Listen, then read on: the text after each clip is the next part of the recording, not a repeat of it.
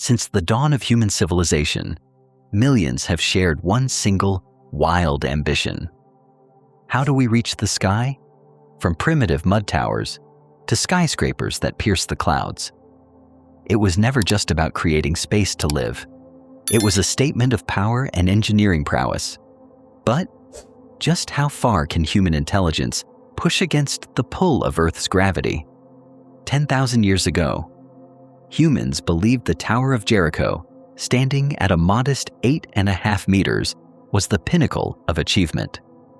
But the true turning point emerged along the banks of the Nile. The ancient Egyptians constructed the Great Pyramid of Giza, reaching a staggering 146 meters. To put that mind-blowing scale into perspective, let's compare it to some of the tallest landmarks in our modern world. 105 meters, the maximum height of the world's tallest wooden structure, the Sanctuary of Truth in Thailand. 133 meters, the tallest lighthouse ever built. 183 meters, the tallest statue on the planet. The Statue of Unity in India. The Great Pyramid held the crown of the world's tallest structure for over 3,800 years, until Lincoln Cathedral in England finally broke the record. Followed decades later by a stone-free Parisian masterpiece, the Eiffel Tower, standing at 300 meters. The modern era entered the race upward without mercy.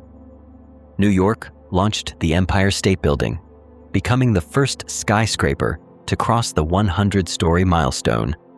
Then, towers kept soaring until we arrived at the current ruler of the skies, the Burj Khalifa in Dubai, standing at a breathtaking 830 meters with 163 floors.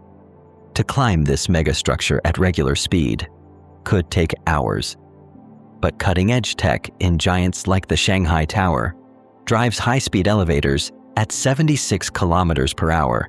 That's 20 times faster than a standard elevator. But is 830 meters really the end of the line? Many futuristic engineering concepts are no longer aiming to build simple towers, but entire self-contained vertical cities. First, the Shimizu Megacity Pyramid in Tokyo, a colossal pyramid-shaped city stretching 2 full kilometers into the air, designed to house over 1 million people. Due to its terrifying structural weight, conventional concrete is useless, requiring the development of carbon nanotubes to bring it to life. Second, the X-Seed 4000, an artificial mountain rising 4 kilometers high. This megastructure would tower over Mount Fuji with an estimated price tag of $14 trillion. Third, the Tokyo Tower of Babel, the most massive architectural concept ever proposed, soaring 10 kilometers high, taller than Mount Everest. A glass-clad monolith housing 30 million residents, with an estimated construction timeline of 150 years. Once we cross the 20-kilometer mark, we stop talking about residential buildings and start building gateways to the cosmos, orbital rings, massive structures encircling Earth at an altitude of 160 kilometers, simplifying space travel and transit. The space elevator, engineering's ultimate holy grail, an ultra-strong cable extending 100,000 kilometers into deep space, anchored to Earth and held taut by the centrifugal force of planetary rotation, allowing payloads and tourists to ride seamlessly into space without the need for massive rockets.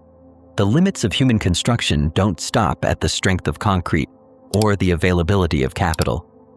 They stop only where the laws of physics end.